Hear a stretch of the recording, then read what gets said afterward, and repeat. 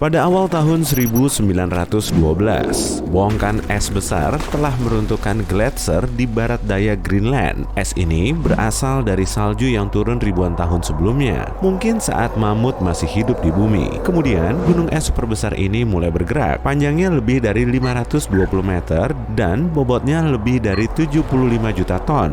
Geraknya yang tenang nggak menghalangi perjalanan kapal dan jalur transportasi yang ramai. Lalu tiba-tiba, bongkahan es ini bergerak terlalu mepet ke selatan. Kalau gunung es lain sih sudah cair jauh-jauh sebelum sampai di tempat hangat seperti ini. Di antara 30.000 gunung es yang berasal dari gletser Greenland, cuma 1%-nya yang berhasil sampai di Atlantik. Bahkan setelah mencair selama berbulan-bulan, bobotnya masih sekitar 2 kali bobot jembatan Golden Gate. Puncak gunung es ini menjulang setinggi bangunan 10 lantai di atas permukaan laut.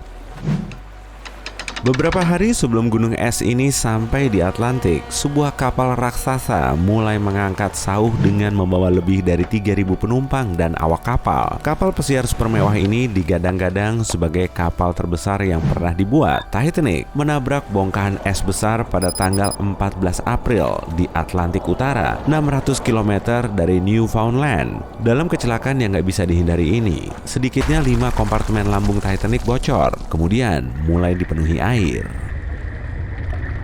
Bagian atas kompartemen Titanic nggak tertutup, makanya air terus meluap dan mulai membanjiri kompartemen atasnya. Haluan kapal mulai tenggelam dan buritannya terangkat secara vertikal. Kapal itu kemudian patah menjadi 2, dibarengi gemuruh dahsyat yang memekakan telinga.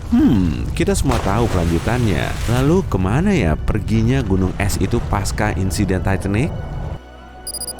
Pada tanggal 15 April, kapal pesiar Jerman SS Prinz Adalbert berlayar melewati Atlantik Utara dan jaraknya cuma beberapa kilometer dari titik tenggelamnya Titanic. Kepala bagian perlengkapan kapal Prinz Adalbert yang saat itu belum tahu insiden tersebut sempat melihat gunung es bergaris cat merah di sepanjang sisi bawahnya. Karena kaget, pria itu langsung memotretnya. Dia bisa menyimpulkan kalau cat itu berasal dari kapal yang telah menabraknya selang waktu 12 jam terakhir. Gunung es ini juga dilihat sekaligus dipotret oleh kapten kapal yang memasang kabel telekomunikasi bawah laut. Kapal ini dikirim untuk membantu di area tenggelamnya Titanic. Kemudian, sang kapten menyatakan di area tersebut cuma ada gunung es ini, dan cat merah yang terlihat semakin menguatkan dugaannya. Pada tahun 2015 lalu, salah satu foto ini terjual di pelelangan seharga 459 juta rupiah. Namun, para ahli masih menyaksikan keasliannya. Bisa aja kan, gunung es ini cuma mengapung di dekat situ saat Titanic tenggelam?